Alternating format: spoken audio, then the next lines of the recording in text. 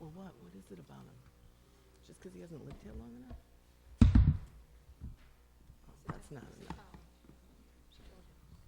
I didn't hear her say anything about Bernardo. I call to order the Town Council regular session at 7:35, and the date is Monday, April 25th. Welcome, and could you all please stand for the Pledge of Allegiance? I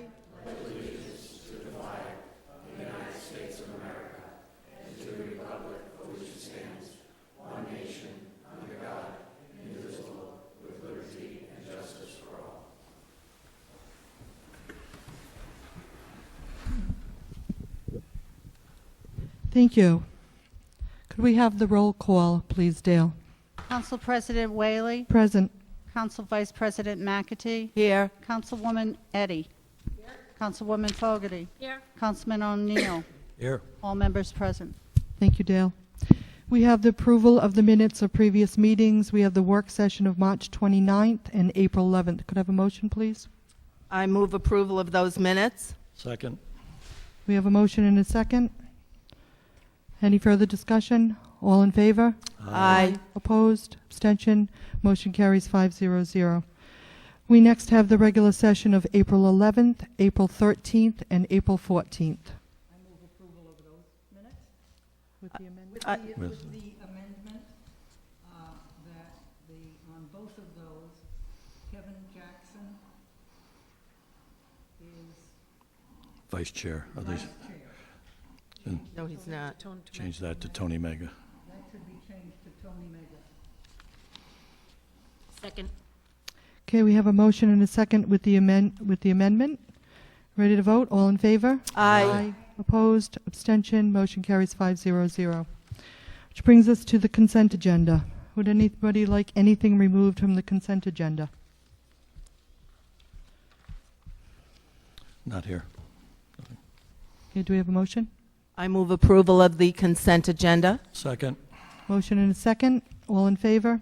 Aye. Aye. Opposed? Abstention? Motion carries 5-0-0.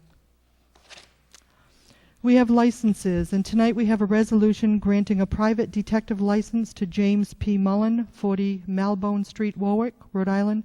Application by James P. Mullen, 25 Little Rest Road, Kingston, Rhode Island. This is new, and it's continued from March 14th, 2011. Do we have James P. Mullen here? Welcome. If you could tell us a little bit about your business, that would be great.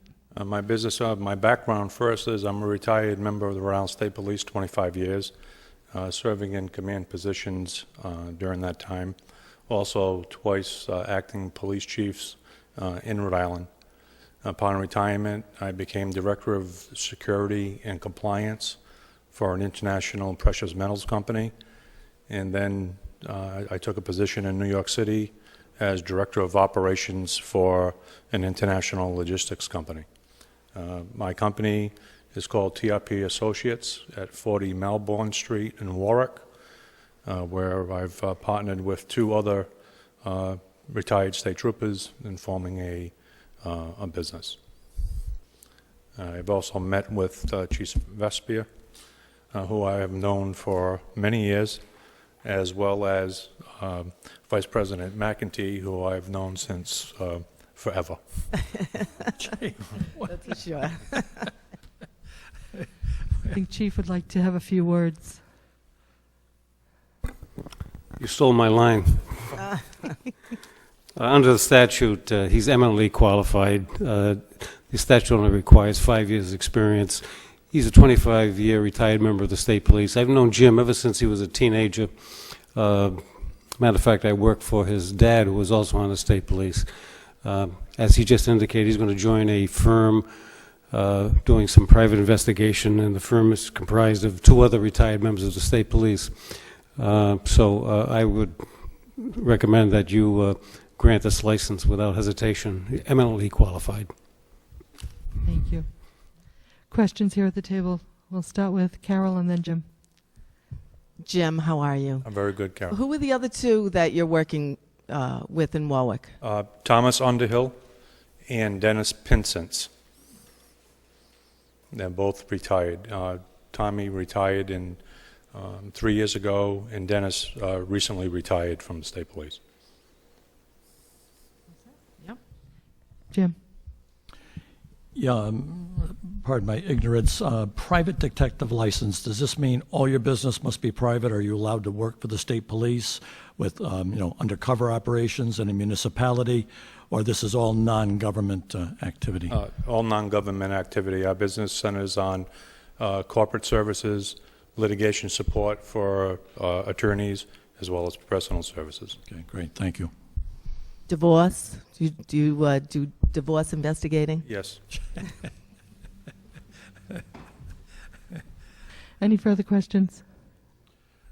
If not, then I would move approval of License A, Resolution License A. Second, I will second that.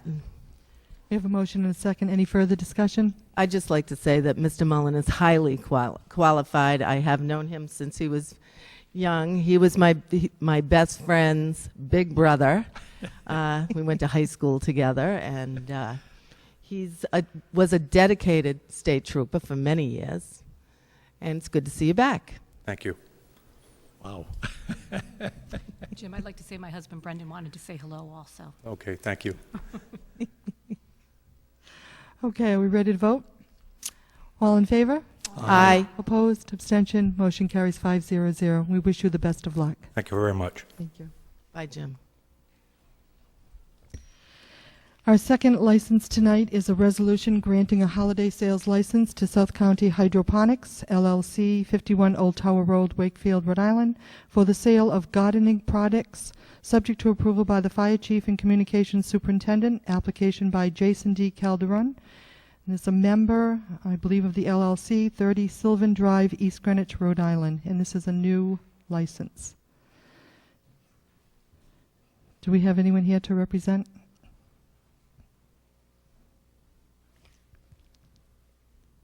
Are you Jason? Yes, I am. Good Welcome. evening.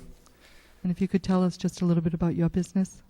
We specialize in indoor and outdoor gardening supplies, catering to, if you haven't known, a big organic movement with food, produce.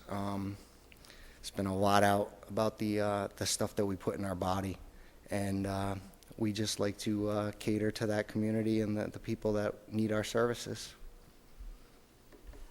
Okay. Questions here at the table? Polly? Tell us, is hydroponic, is that growing in water?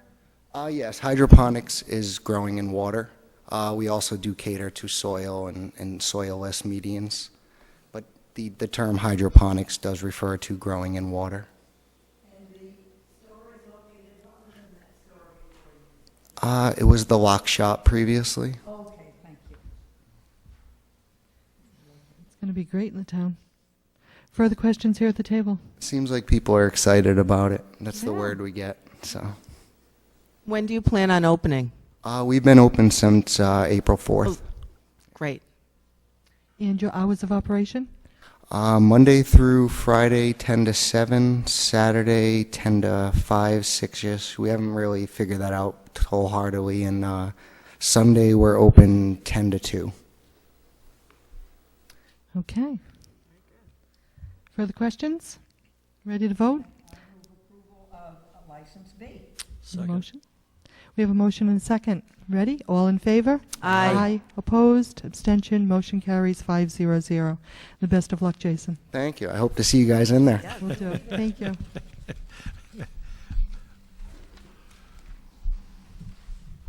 Which brings us to our public hearing. I'd like to open the public hearing. This is to consider and adopt the town council's final budget for the fiscal year 2011 to 2012 as amended, as shown on Exhibit 1 attached here too.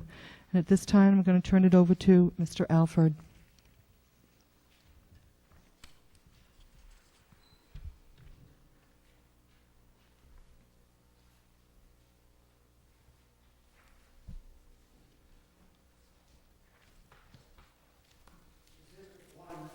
presents the 8 different municipal funds for the 2011-2012 municipal budget program. On the first page of Exhibit 1 provides a summary of the property tax impact associated with adoption of the budget. The general fund budget is recommended at $73,372,050. That budget will require a tax levy increase of $621,258, or a 0.95% increase over the current year levy. The municipal budget has an increase of 0.81%, or $558,000 in total increase. Presented on the bottom of the first page is a summary of the 8 funds that are used by the town in addition to the general fund: the school fund, water, wastewater, solid waste, Eastdale office building, neighborhood build, and senior services program. As noted, the collective total of those 8 funds would be $138.3 million. Of that 138.3, $48.5 million are double counted. By that I mean the school fund shows $58.4 million. $48 million is also, of that money is also included in the general fund and is transferred to the school fund. Additional transfers that are made include transfers to the wastewater fund, as well as the senior services program. So when we deduct those dollar amounts that are accounted for in more than one budget fund, the total municipal budget for the 2011-2012 year is $89,774,895. The council adopted a preliminary budget on March 21st of this year. Subsequent to that, the council held 2 budget work public hearings on April 13th and April 14th. Tonight is the final adoption of the municipal budget by the council. Subsequent to the adoption of the budget, either as presented or as amended, qualified electors within the community will still have the ability to attempt to revise that budget by providing referendum petitions with a minimum of 200 signatures asking to increase or decrease either the school fund or the general fund by amounts of no less than $250,000,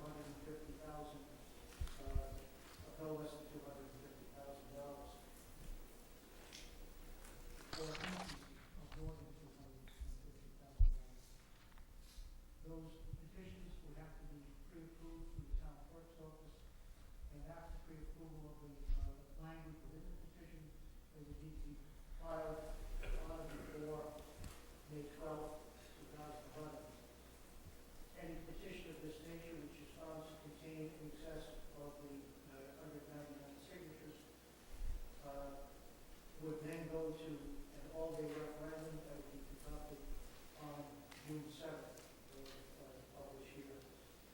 The result of that referendum would either maintain the budget as adopted by the council or as revised in accordance with the petitions submitted. Since this is now the 8th meeting relative to the budget, rather than go through each of the program expenditures by each of the 8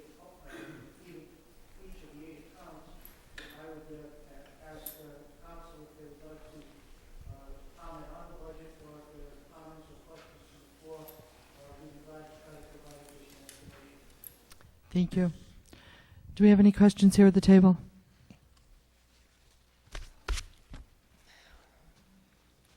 Okay, at this Seeing time. these numbers in my sleep. I have no more comments on them. It's better than sheep, isn't it? No comment.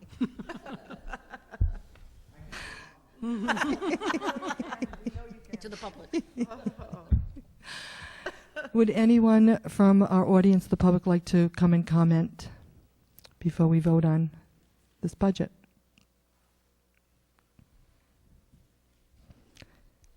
Bobby Traeger?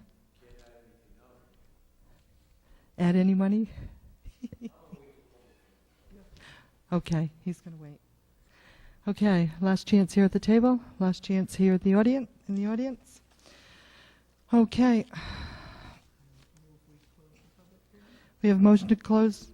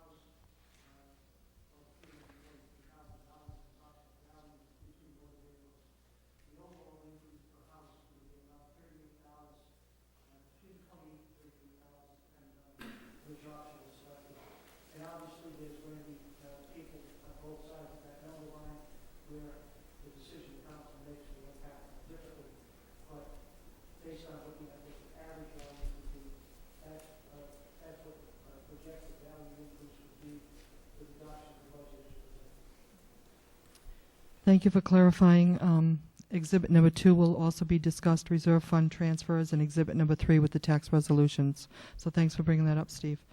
Okay, we have a motion and a second to close the public hearing. Any further discussion? All in favor? Aye. Aye. Opposed, abstention, motion carries 500. And do we have a motion to approve? We approve the budget as presented in Exhibit 1. Second. Motion and a second. Any further discussion? Ready to vote? All in favor? Aye. Opposed? Nay. Abstentions? Motion carries 410. Which brings us to communications. A communication dated April 1st, 2011 from Peter Lockwood, Coordinator, Rhode Island Urban and Community Forestry Program, Rhode Island Department of Environmental Management, requesting an official proclamation recognizing Arbor Day on April 29th, 2011 is received, placed on file, and the Town Council further directs. I would suggest that we do recognize April 29th as Arbor Day. I'll second that. Motion and a second. Do we have any further discussion? We always used to plant a tree in elementary school on Arbor Day. I think everybody should still do that. I think there are a few celebrations around town. So, ready to vote? All in favor? Aye. Opposed, abstention, motion carries 500. Communication item B, this is a communication dated March 31st, 2011 from Paula McFarland, Executive Director, Community Action Rhode Island, concerning a possible reduction in federal funding of the Community Services Block Grant Program and requesting a resolution in support of adequate funding of these agencies is received, placed on file, and the Town Council further directs.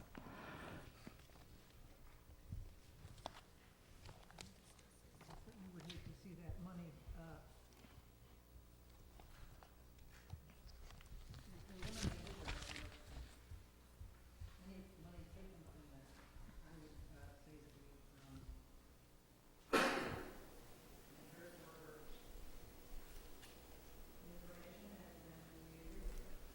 It's certainly an important program. It's just that we're against the tide that, Right.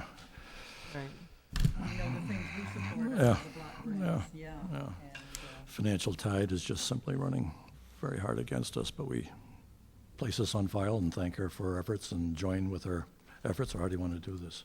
She's requesting a resolution in support of adequate funding.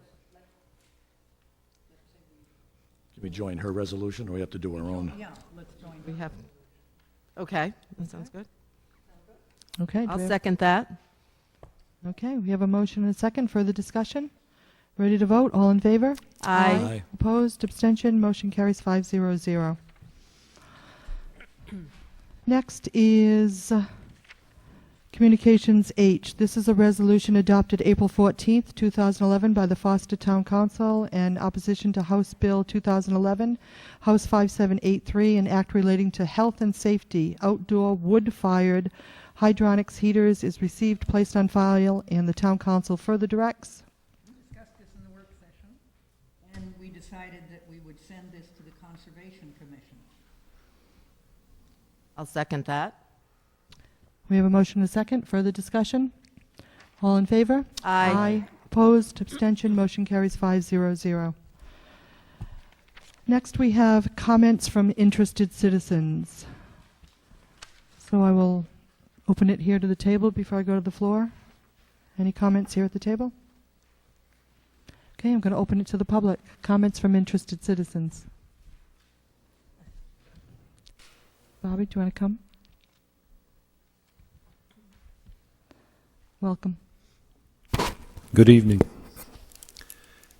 I don't have a lot, but I wanted to bring one thing up that I kind of forgot about last week because we had that interesting end of the session last 2 weeks ago. I'm confusing you with Narragansett. Sorry. I did Anyway. watch that. 2 weeks ago. Spreading yourself pretty thin, huh? Right. And today I'm really spreading myself thin because I had a tough day. And I wanted to, we're in a democratic country. Democracy is what we call it. And democracy, as you all know, depends on accurate information and participatory activity with the population that is supposedly democratic. And I think I asked about this last year, but I forgot what your answer was, and I'm a little still very disappointed in the lack of television coverage of your meeting. As much as I really enjoy being here, more than watching it on TV, there are times when I can't be here. And I don't think that the internet access is an appropriate thing for the entire community. I would like you to, first of all, explain to me why do Narragansett, are they more wealthy than we are or something? Or what is it? How can they keep doing it? How come you guys can't figure out a way to keep this very informative meeting in the public eye? I just think it's I don't like to say it, but it's an undemocratic move on your part when you force people to wait. Believe it or not, I can remember when I got a little more emotional about things than I do now. Believe that or not. And I'd watch a meeting on TV and I'd run over here. I'd want to run over here. Can I get there in time? And I will tell you this, I don't think many people might say, well, you notice, so not much, I've said this before, but I think I think that this should be able to be said and the public should be able to hear it. I don't think the public takes enough interest in their own town, in their own, you guys get elected, and I give you the unbelievable amount of credit for doing what you do. I realize just coming over here on a weekly basis, if I did it every week, which I would like to, every other week, it's an effort in itself. And I know you got 10 times more on top of that with all the issues that you have to deal with. Nevertheless, I do believe, and I'll close with it, what is going on with taking this very important part of the town's functioning out of the public eye. I don't know, would anybody be willing to respond to me on that? I can personally respond. I know that when there's certain sections that I want to go back and revisit, it's nice to have it on the, on the internet, on the computer, to go back and do that. But I use both, Bob. You know, it is still aired on television, but it is, I think it's Friday night, so now you know how I spend my Friday nights. I do need a life. It's Tuesdays. Is it Tuesday? Well, school committee's on Friday night because I also watch the school committee also. And I did see you at Narragansett Town Council meeting as well. So my house frequently watches all of the channels. But we don't air live. It's nice to go back. I do use both. We do have it on Tuesday night, so you do get it the next night, but it is not, you know, live Monday night. Yeah, well, I just thought of I'll get off because I think the cost I don't was want to get about- the 3-minute call, you know, but afternoon. I think the cost was about $12,000. Is that what it was to continue it with?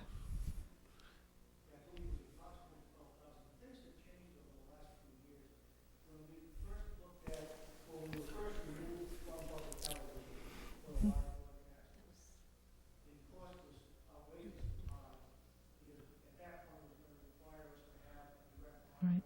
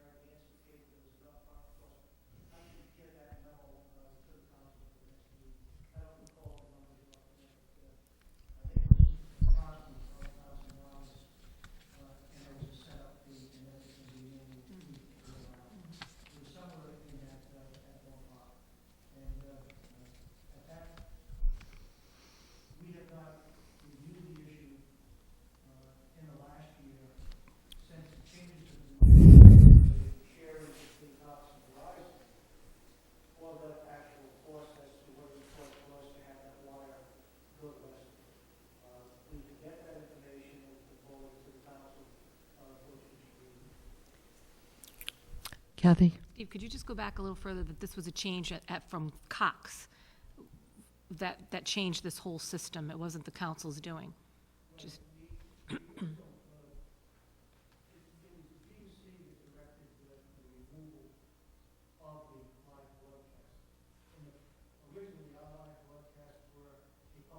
Mhm. Right.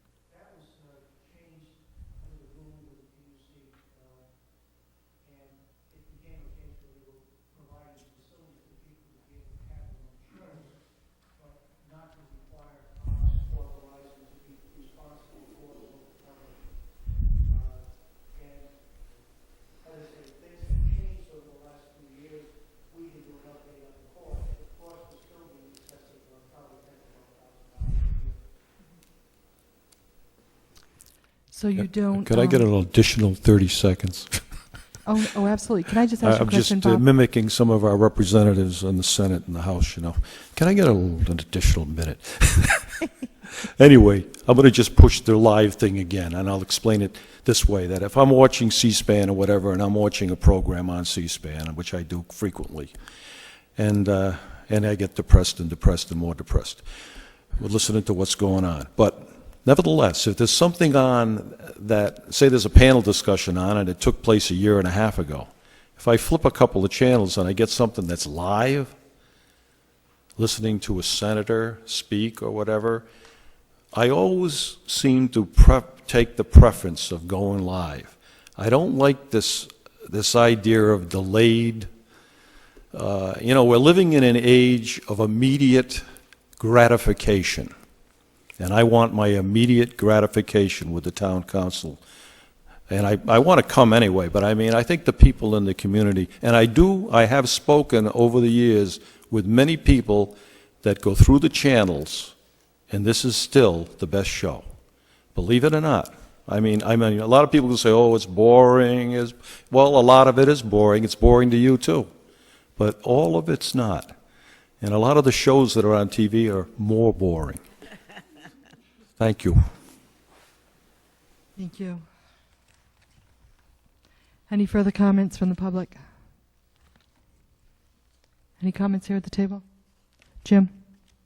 Bob has sat down, but I couldn't agree with you more. I don't know where he's gone. Oh, there he is.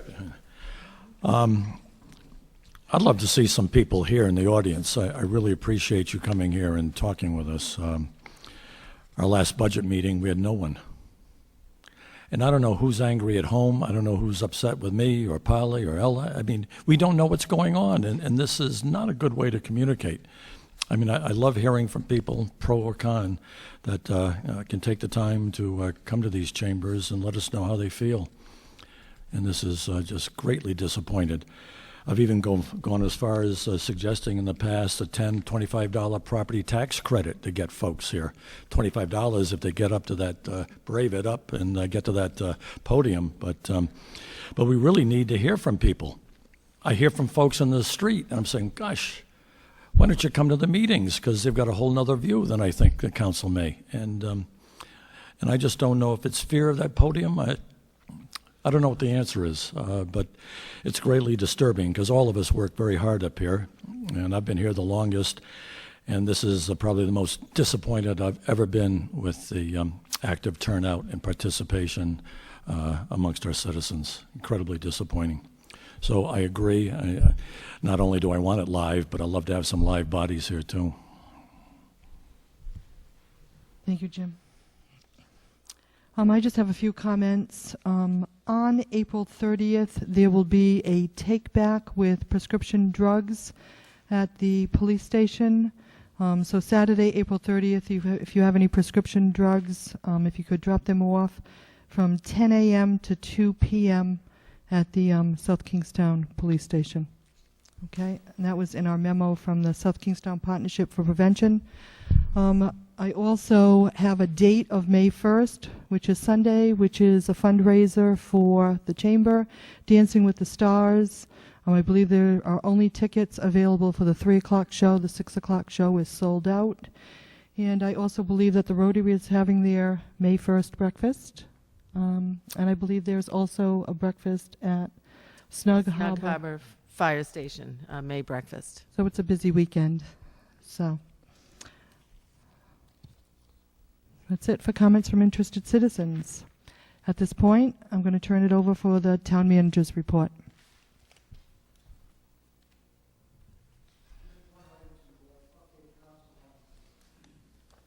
Last week, we had the direct discussions with the CRMC chairman, Mike Coney, and he advised that he was prepared to issue an executive directive for emergency sent to the volatile structures coming to the beach. He also, subsequent to the Cohasset meeting with the council earlier this month, advised that he wanted a report prepared by staff. That staff report has been prepared at this point. The report is available online at crmcri.com. Let me just tell you, in looking at the 26-page report with probably 200 pages of addendum to them, essentially what the coastal staff says that the installation of temporary wooden bulkhead shoreline protection structure is not an appropriate long-term solution, but may provide the short-term minor level of protection. However, staff position is removing these structures is inconsistent with CRMC's federal mandate. And two, coastal council must find that the temporary structural shoreline protection measures are indeed temporary. And then they go on to identify the 8 parcels that they believe would be subject to the temporary structural shoreline protection implementation. Third, that the proposed structure need to be placed above the high water to avoid regulatory requirements under the Army Corps of It. Five, that the structures would not be in line with any wetlands. Six, staff did not recommend CRMC to change the designation from Class 1, Type 1 to Type 2 water. This was something that the town has asked for, as well as the CRMC board requested the staff opinions. The staff report recommended 2 strategies for the two. One, inland retreat. Two,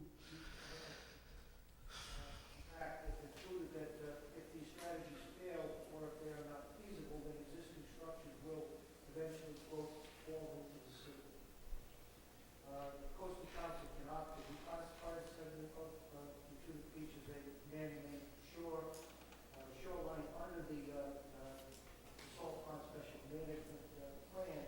And such a reclassification would allow type 1 waters for the installation of the odd solution, which would be a alternative solution.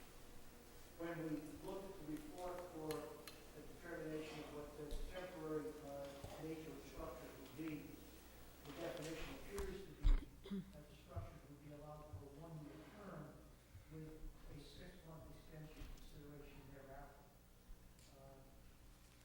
So at this point, that's what that report says. I'll have copies available for the council, at least on the 26 pages with Thursday's report. I'd also note that the town is continuing efforts to determine requirements for the application for a pre-disaster permit for protection of the 2 road. There was a meeting today with coastal staff and town staff to review placement of the structure as it relates to the property west of the ocean mist itself on their property.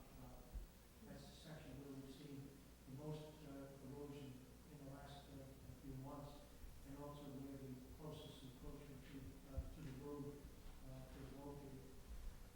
We've had discussions with the property owner. Property owner is not willing to sell or convey the property, but is willing to entertain a proposal from the town for shoreline protection. So what we'll need to do is to continue to work on that. I've also had contact from the emergency management agency, state level, and I've had contact from the state Department of Transportation, also advising that they'll provide support to the town where there is any type of a breach or failure in the water. So we will continue to work with this present problem. However, I do not think that the postal report is providing the flexibility that would be necessary for those property owners to be able to commit major capital dollars for the protection of the land. There was a meeting scheduled for tomorrow of the Coastal Management Council. That meeting has been canceled due to a lack of quorum with the committee members. There has not been, to my knowledge, a rescheduled meeting, nor are we aware of whether the two issues would be on the agenda with that meeting for the tomorrow. So I'll keep the council advised on the best information I have as to date this afternoon. Yes, ma'am? Thank you. Carol? Did they give a reason why they didn't want to change it from change the designation to a type 2, from type 1 to type 2?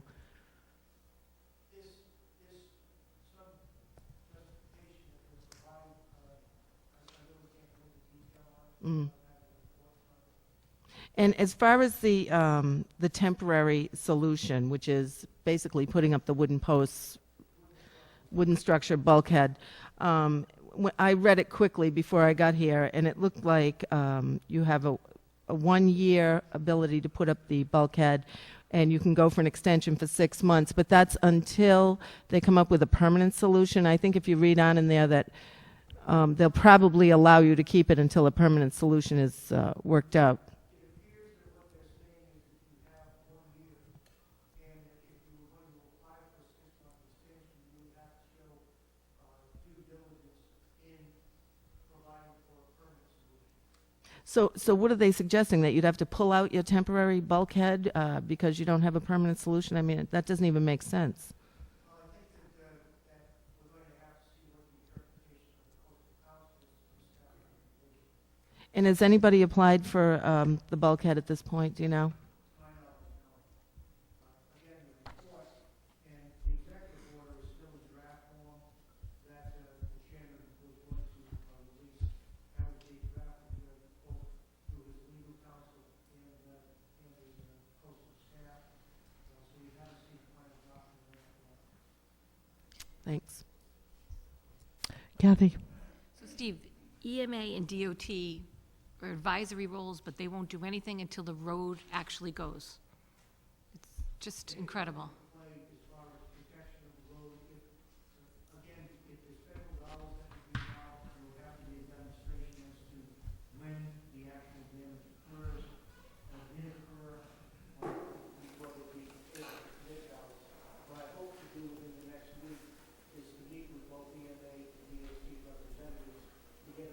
understanding as to how they can provide assistance, whether there's monetary assistance available or whether there's just consulting assistance available.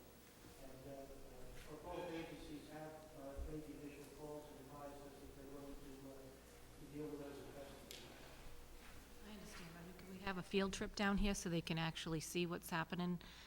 I mean, it just, like an ounce of prevention versus, you know, the pound of cure, you know, it keeps going in my head here to, I'm not trying to get anybody angry, they are trying to, when you're trying to work with them, but, I mean, this just seems, it's just waiting to happen, and then they're all gonna come rushing down there, what can we do for you? Well, do it beforehand, I mean,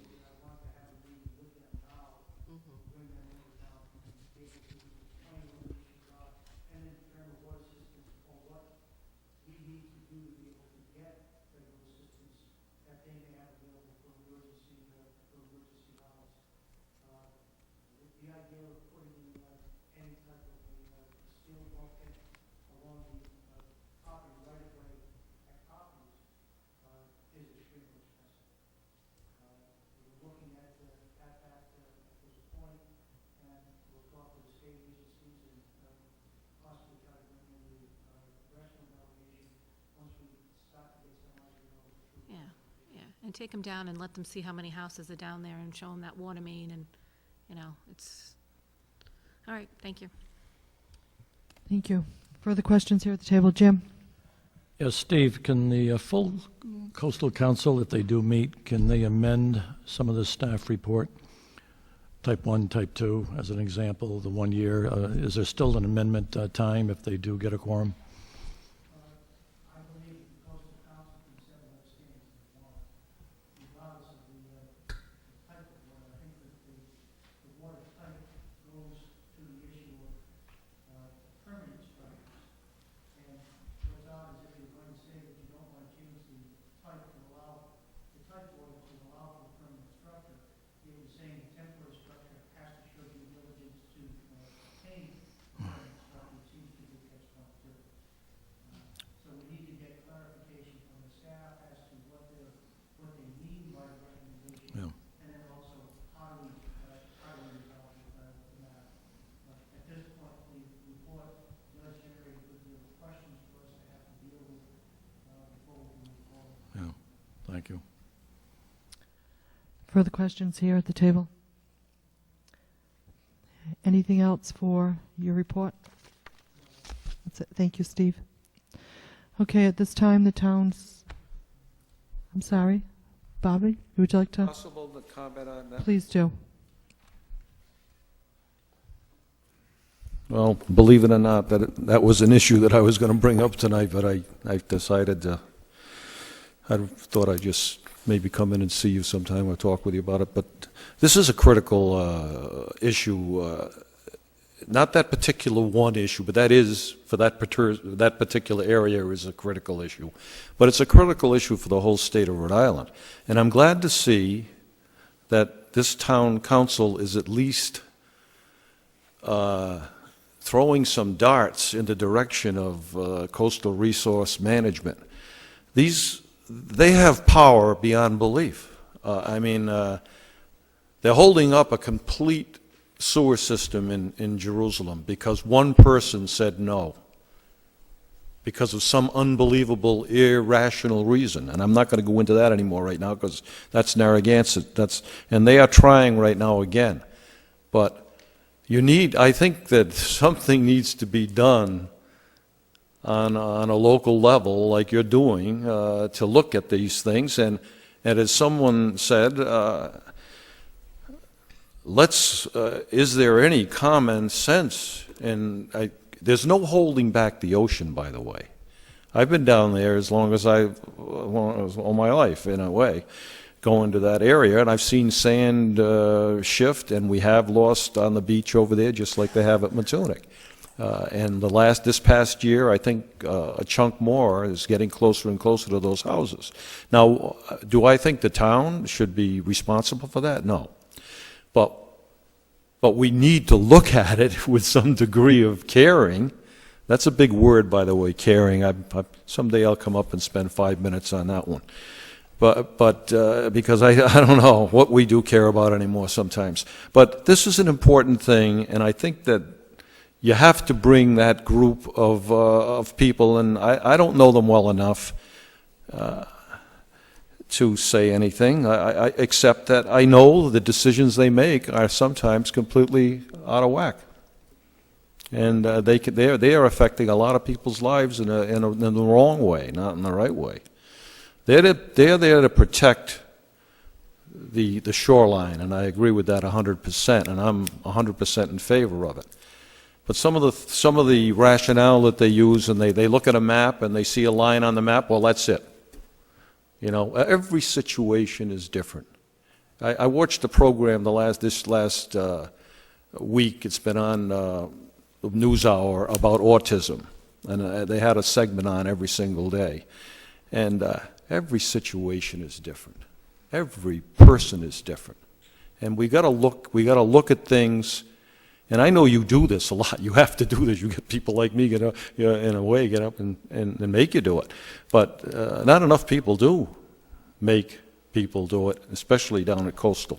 Those people need to be open their eyes a little bit, and I hope you keep going on it.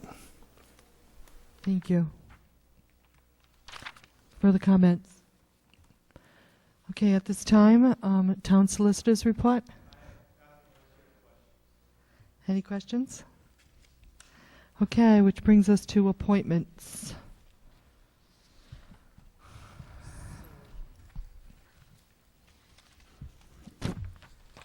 I'm going to move that we reappoint the 4 people on the zoning board. Robert Canetta, his term would expire in March of 2014. Should I do them all at once? Might as well, right? Sure. Ernest George, his term would expire in March of 2014. Igor Runge, his term would expire in March of 2014. And Robert Toth, his term would expire in March of 2014. I second.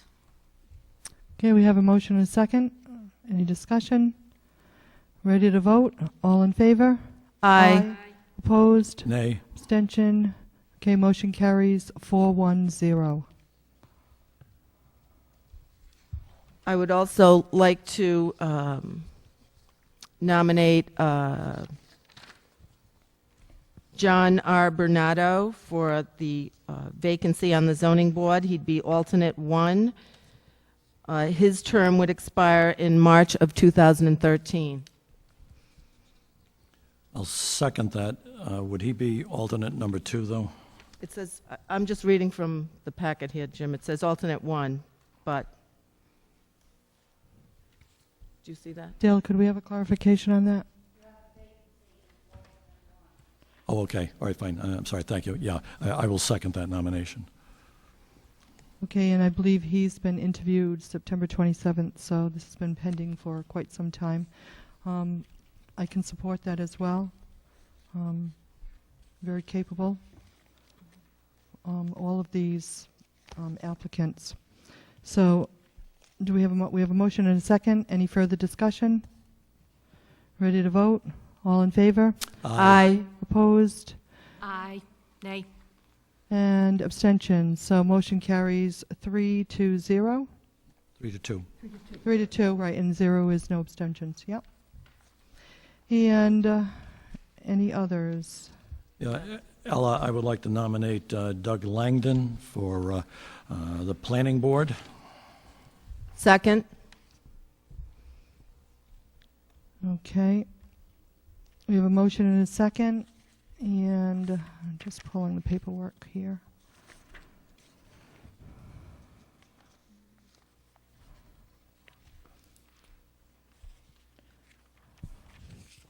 I don't have the date that he was interviewed.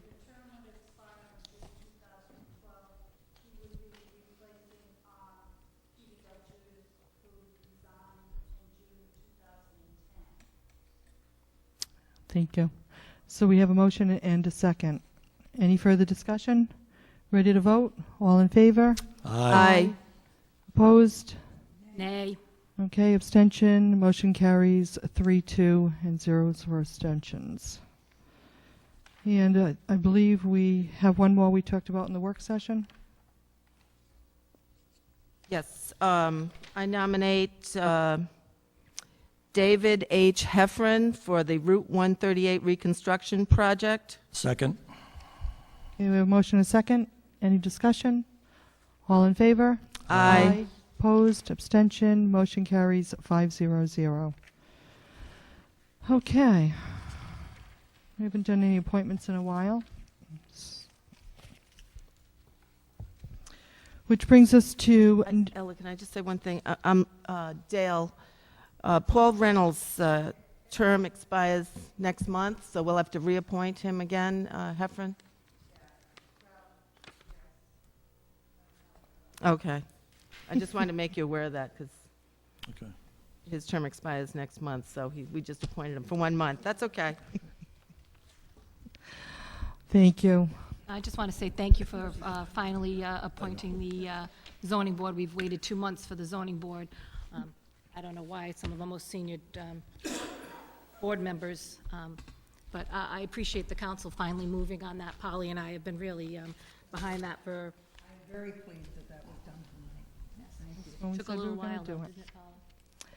Okay, we have new business 13A. This is a resolution authorizing fund transfers as shown on Exhibit 2, attached here too. And at this point, I'm going to turn it over to Steve Alford for the reserve fund transfers.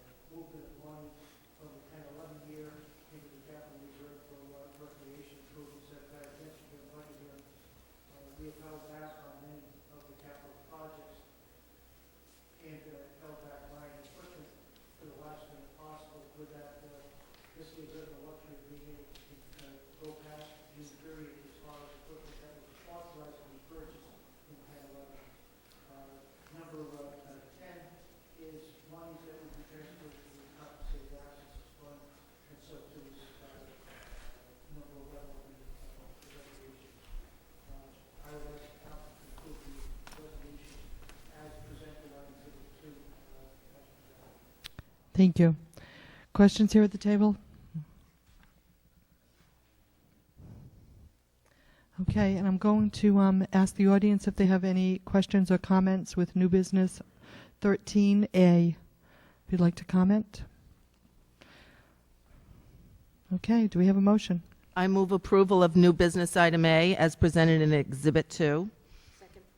We have a motion and a second. Further discussion? All in favor? Aye. Opposed? Abstention?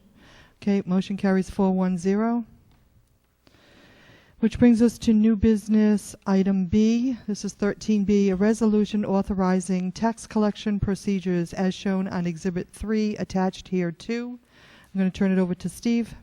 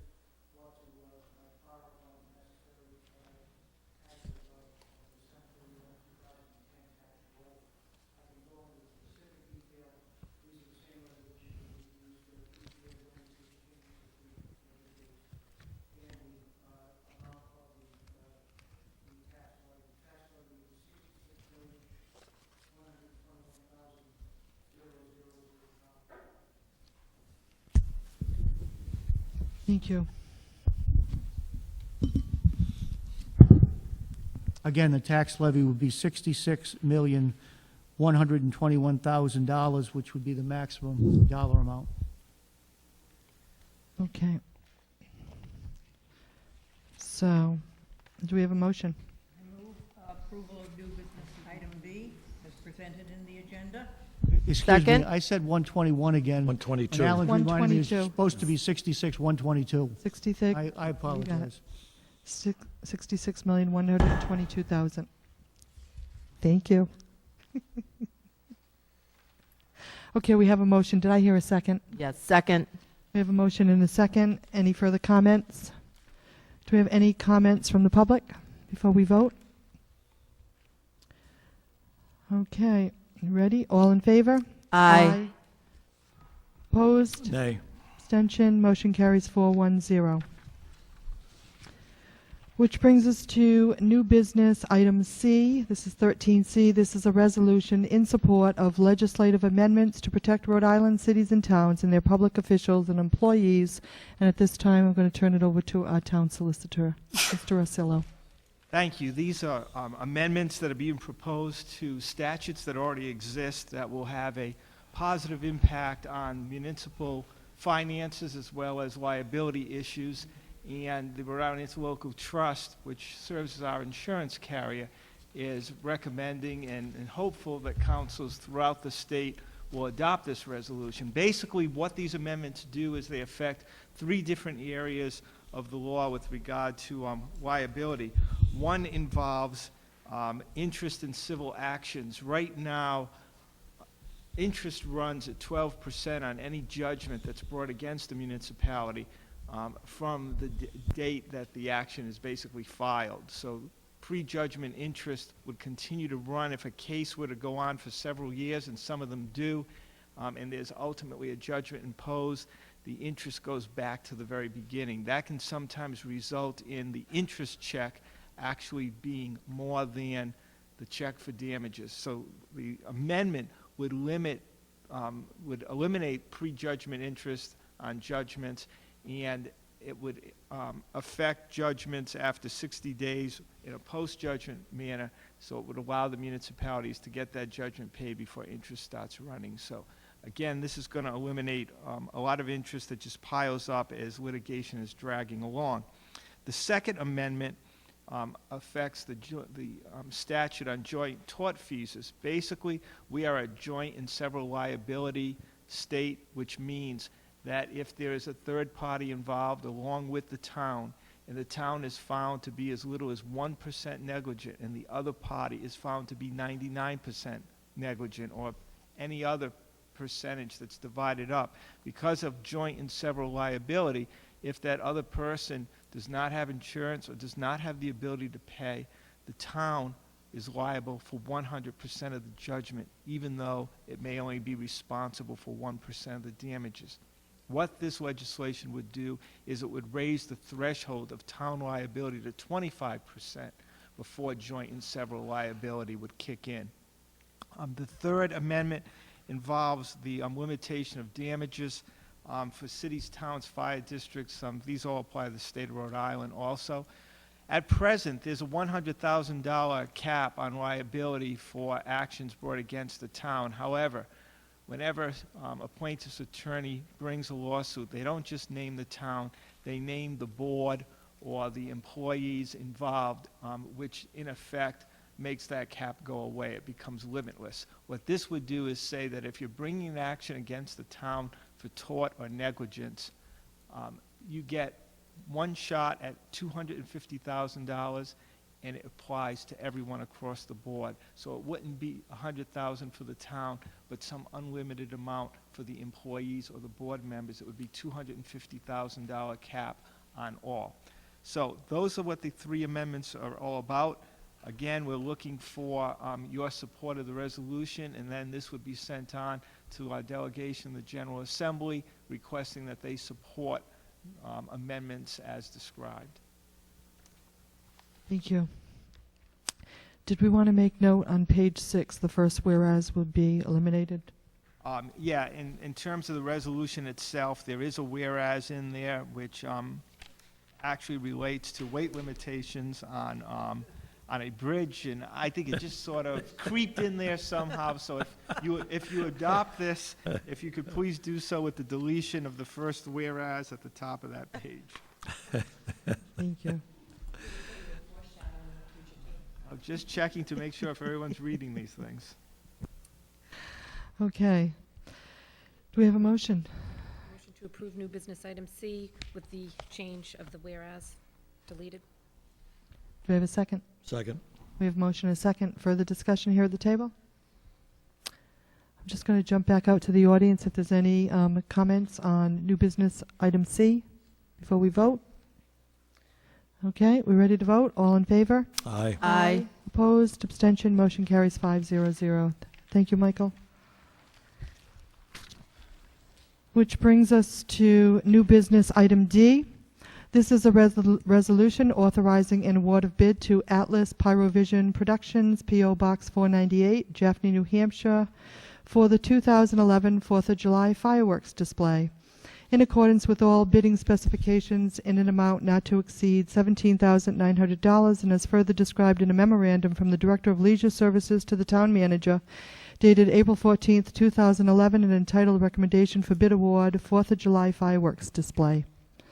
Steve? Recommendation is to award to the lowest qualified bidder, Atlas Pyrovision. I think the council's aware they have been the shooter of the town for the last 14 of the last 15 years. The number of shells that they have proposed to use far exceeds what the other two bids were, and in fact their bid was at $17,900 or $100 below Pyrotech. So we're pleased to recommend the council to award to Atlas again this year. Jim? Well, I'm not going to touch that one, but it sounds like coyote time with a shooter. Don't we have another word for that? But anyway, no, these folks have done a great job in all but the 1 year they've served our community, and hopefully the anticipation will be widely accepted for this July 4th. Hopefully we're going to have great weather. Yeah, yes. So do we have a motion? I move approval of new business item D. Second. We have a motion and a second. Ready to vote? All in favor? Aye. Opposed? Abstention? Motion carries 5-0-0. New business item E is a resolution authorizing the amendment of an award of bid originally granted on March 28, 2005, as amended June 12, 2006, and December 8, 2011, to Camp Dresser and McKee Incorporated, 1 Cambridge Place, 50 Hampshire Street, Cambridge, Massachusetts, for web GIS programming services from an amount not to exceed $35,000 to an amount not to exceed $45,000, and is further described in a memorandum from the GIS Administrator to the Town Manager dated April 13, 2011, and entitled Proposed CDM Web GIS Server Contract Amendment. Steve? The town has maintained a professional services contract with Camp Dresser and McKee since May of 2005, It was extended in May of 2008, and we're recommending again that it be extended for the 2010-11 year. Recommendation is to increase the authorization from $35,000 to a not to exceed of $45,000.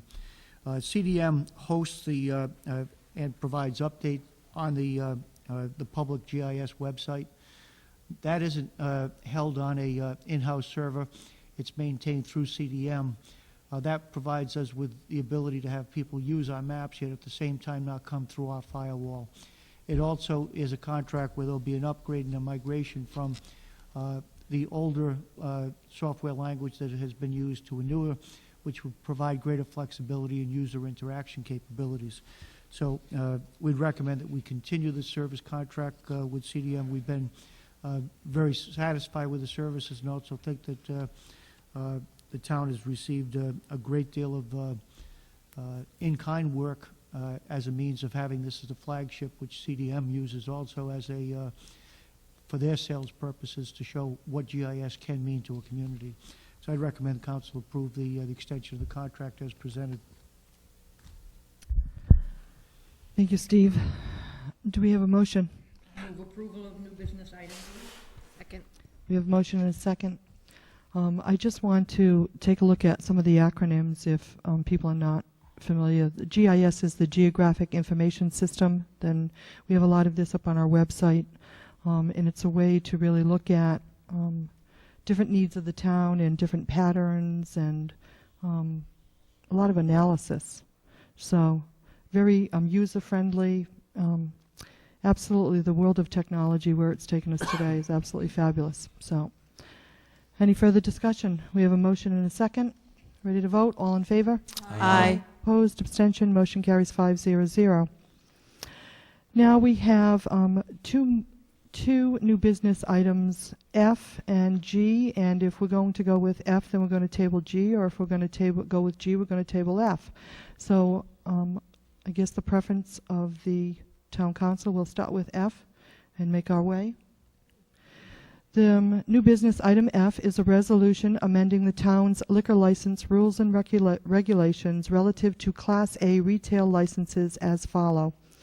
And this is the number of licenses for each class shall be authorized as indicated below. And it's the Class A liquor license. And for this new business item F, this is 4 maximum liquor licenses and not to extend it to a 5th. If this gets rejected, then we will move to new business item G, which is actually establishing a 5th liquor license. So, comments, motion. Do you want to have some discussion at the table here? I will support the 4 as we have now. It's, well, I guess I'd like to hear from some folks in the audience too, just to see what they might have to say. I'm not sure if they're waiting to also speak to G, but I'd certainly like to hear a conversation there. Okay. So at this point, we're going to turn to our audience, the public. Okay, we're going to open this for comments. If anybody would like to come. Bobby, please come to the microphone. We'd love to hear what you have to say. I'm getting tired of listening to myself now. Anyway, I'm always hoping somebody behind me will get up. Maybe someday they will, Jim. There used to be a couple that came all the time. Anyway, I go along with the 4 Jim just said because, well, the only way I would differ with it if we could get Haxton's to come down here, and then I'd go, and we could put all the rest of them out of business, but because they're even cheaper than New Hampshire. But I just think, we got enough liquor stores in the town. Thank you. Thank you. Please come to the mic.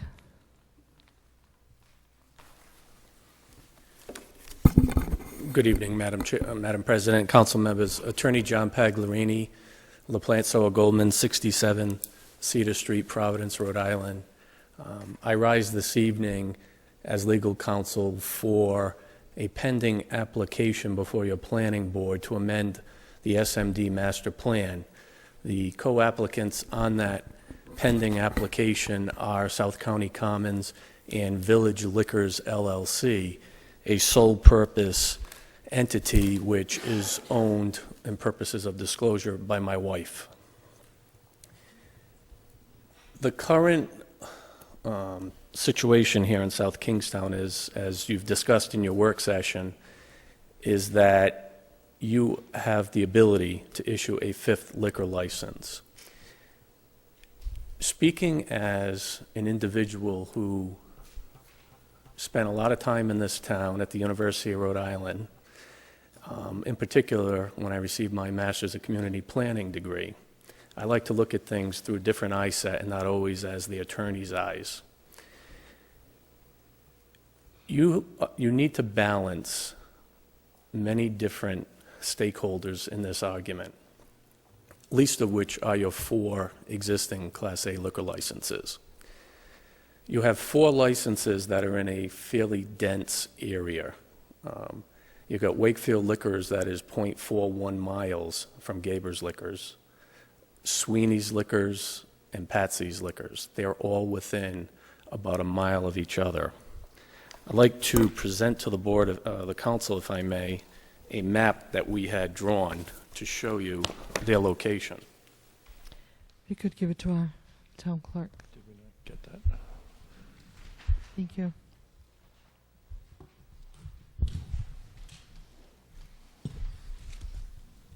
Thought we got the team. The scale on that rendering is very difficult. If you would like, I have a large map that I can bring to the rostrum that might be easier for the council to view.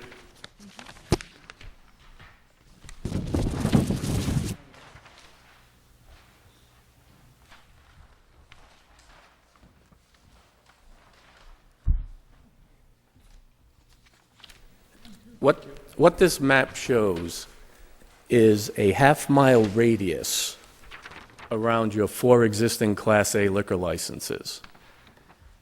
Enveloped within each of those radiuses are nearly every permissible parcel in this town that a liquor store, by your ordinance in either Zone CD, CH, or Route 1 SMD, can exist legally. You'll see that there are 2 areas that are not within those half-mile radius. There's a node on Route 108, which is near the pizza, the John Deere area, what we would call the gateway to the University of Rhode Island. And then you have the Route 1 SMD, in particular South County Commons. Another group of stakeholders would include South County Commons. Years ago, they came before this town council and a zoning district was created for the Commons in particular. Had the town council at that time not wished a liquor store to be located within that development, it would have become a prohibited use, as many uses were prohibited. Instead, it was listed as a special use permit. South County Commons, at this point, has an expectation interest. They've made an application under the existing rules at the time that they applied for the license. In an unscientific poll, to answer Councilman O'Neill's earlier request that individuals speak more at this forum, there's an online poll being conducted, very unscientifically, in the South County Independent that went up on Thursday, which currently shows 60% of those who voted are in support of this council issuing a new Class A liquor license. I believe as of just before I left, 98 persons had voted in that poll since Thursday.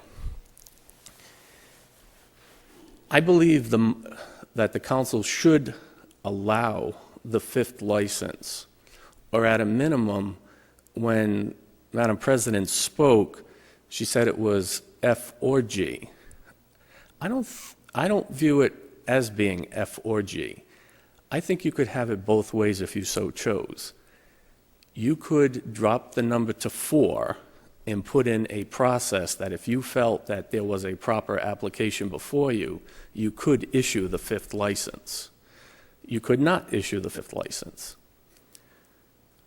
What I would like the town council to do, if they so chose to allow the process to remain open, is, and I can speak to it more at the next agenda item if you so chose, is to amend the recommended procedure. I think if this council was to send a signal to potential applicants that you don't want to essentially cannibalize your existing licenses, and that you felt as though, pick an area, you will not entertain a license within 100 feet, 100 yards, a quarter mile, a half a mile from an existing store, then I think the applicants would hear that loud and clear. The process itself, I think, will let the best application rise. What you do need to do, in my humble opinion, is set some criteria, not just a timeline, but what your wishes are. Otherwise, when I was the West Greenwich town planner in a previous life, my mission was to protect my town council. Last meeting, Mr. O'Neill spoke that the phone was ringing and ringing on this very topic. You've got a long summer ahead of you if this goes as item G is proposed. However, if you set certain criteria this evening or send signals that you want to protect your existing businesses and you're not going to entertain something within a certain area, I think that it'll be an orderly process through your planning, your zoning, and then ultimately before you. The problem would be, as the current process is proposed, there's a few flaws in it, which I can speak to at a later time. But what happens is essentially it becomes an organized free-for-all, where to go through your planning and zoning to get to this council for the issuance of a license is going to cost an applicant anywhere from $10,000 to $20,000 in engineering, expert fees, legal counsel, etc., application fees to the town. What also is going to happen is an unintended consequence of the proposed G is that landlords are going to have to keep that dedicated space vacant while everybody's going through the process until an ultimate winner is chosen or applicant is chosen. And then multiple persons who had no tenant in that space for 5-6 months are left with nothing but an empty space. So I rise to ask you to either keep it at 5 or, in the alternative, lower it to 4, but proceed with G with certain criteria so that we have an orderly process through. Thank you. Mr. Pagliarini, just so that we straighten the record, there are 4 right now, there are not 5. There are 4 now. I'm asking the possibility for the 5th to remain open. They have it at 4 at this point. That's correct. Thank you. Carol? John, what's the poll that you're referring to? What poll? On South County Independent, they ran the story of our application on Thursday. And to the left of our story is, it simply says... Oh, it's online? It's online. It's an online poll. And Do you right, know how many people voted in that? I believe as of this afternoon at 4 o'clock, it was 98 persons, and it was 61 yes and 37 or so. It was like 61, 39%.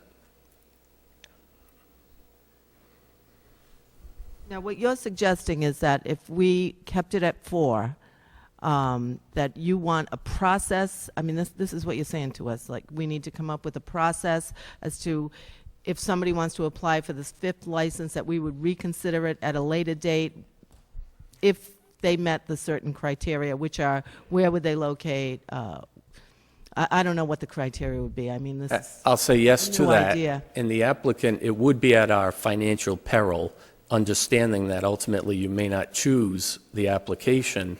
However, I think if you set reasonable criteria, or at least speak your will this evening, staff will be able to relate to potential applicants that, you know, you can't apply it if you're 150 feet away from Wakefield Liquors. You know, reasonableness. I mean, what you described is that our 4 liquor stores are within a very dense area, which is true, but the one you're proposing is just as dense.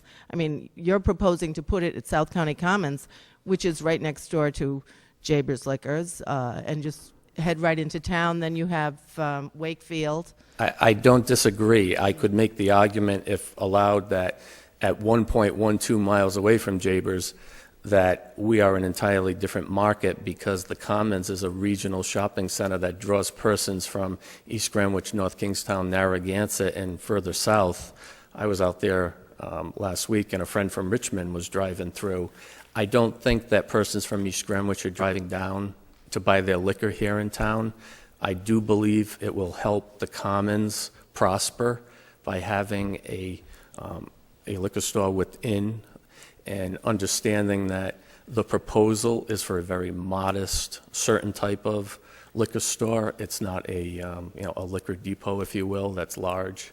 So I think done properly, and this isn't the forum to describe our particular application, that the Commons is a completely different marketplace due to its regional nature than anything on downtown Wakefield, Peacedale.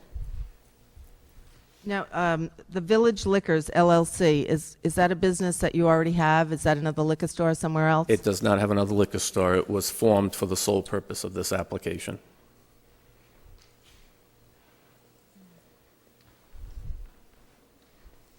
Further comments here at the table? Jim?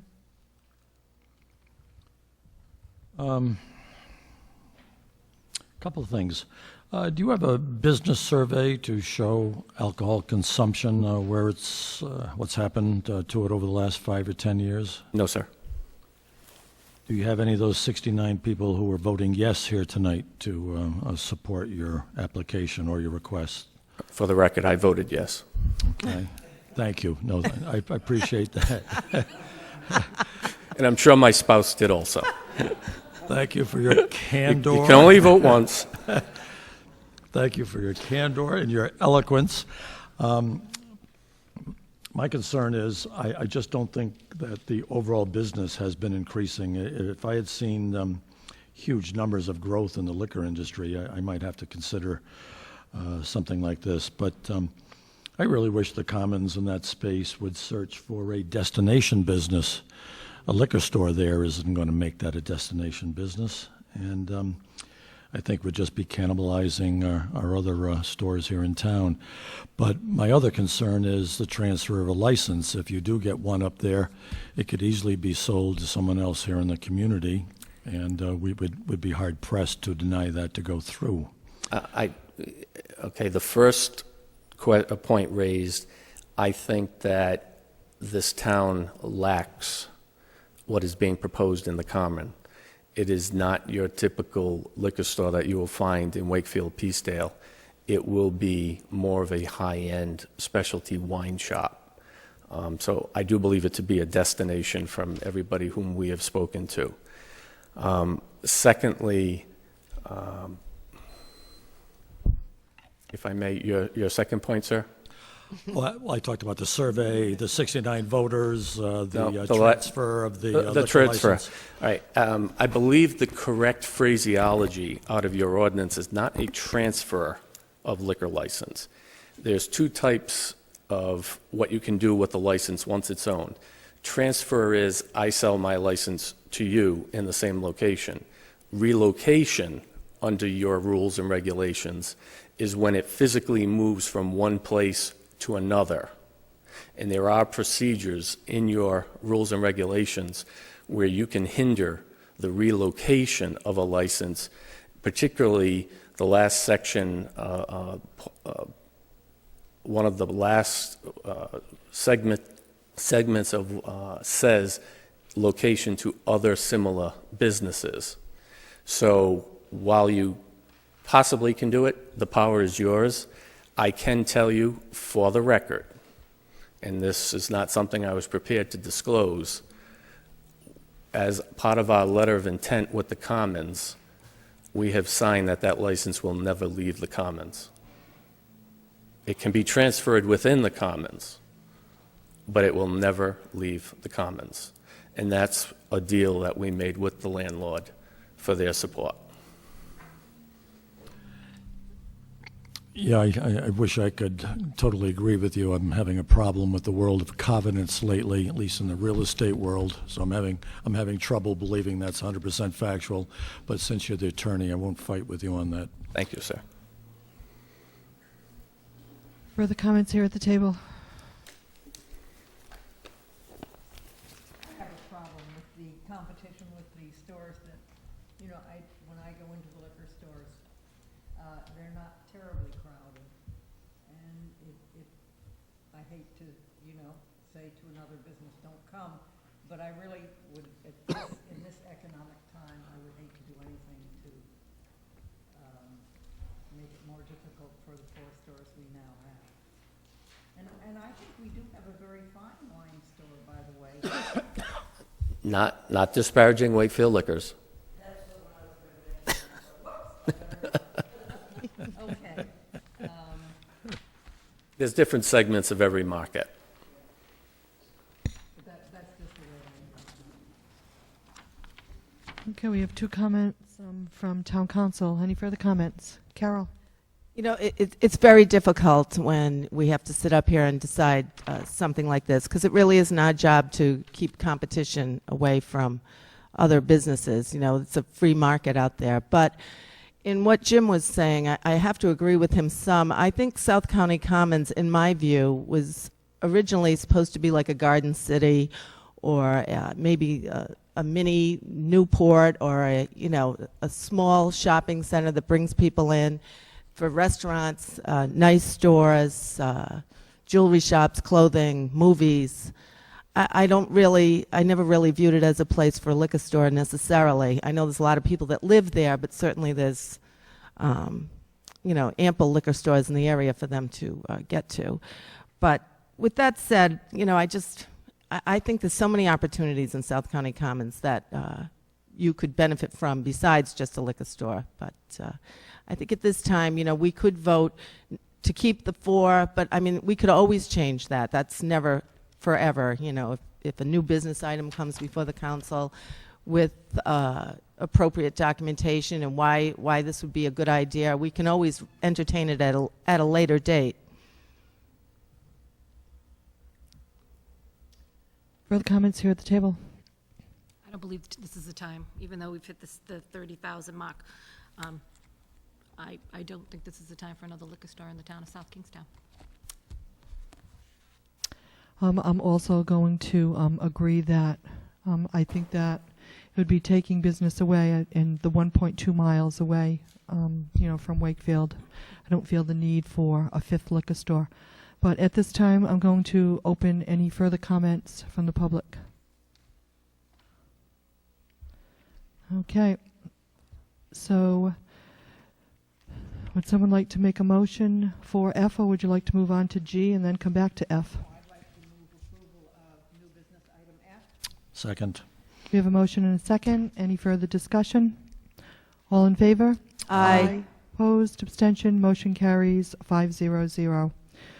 And can we have a motion to table item G, new business item G? I move we table new business item G. Second. We have a motion and a second. Ready to vote? All in favor? Aye.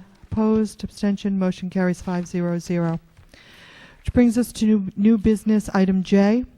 This is a resolution authorizing an award of bid to Tom Irwin Incorporated, 11 A Street, Burlington, Massachusetts, for the purchase of turf management supplies and turf consulting services in accordance with all proposal specifications in an amount not to exceed $10,850, and is further described in a memorandum from the Director of Leisure Services to the Town Manager dated April 18, 2011, and entitled Bid Recommendation Turf Management Supplies and Consulting Services. Steve. As noted in Terry Murphy's memorandum on the subject, the Recreation Department has solicited proposals for turf management supplies and consulting services. 2 bid proposals were submitted. One had no fee submittal accompanying the proposal. The second was from Tom Irwin, Inc. Tom Irwin, Inc. is a company that the department has used over the past several years for purchase of materials and for some consulting services. The service contract that's being proposed at this time provides for additional services that would be done under a consultancy. Principal work would be at the Curtis Corner football field. That field is heavily used for 3 seasons of the year.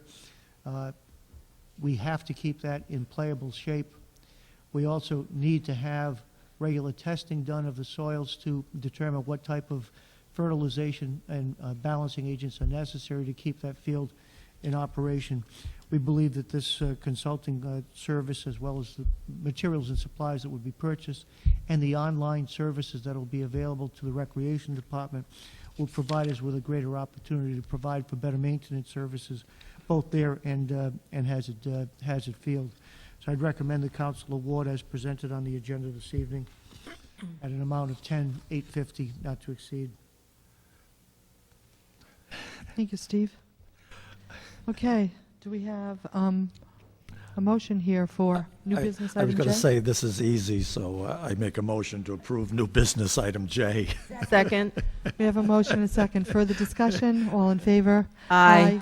Opposed? Abstention? Motion carries 500. I'd like to thank the audience, and at this time, if there's no further comments, motion to adjourn. So moved. Second. All in favor? Aye. Opposed? Abstention? Motion carries. Meeting is adjourned. Thank you. All right, Polly, no more spilling water. That's a Dale.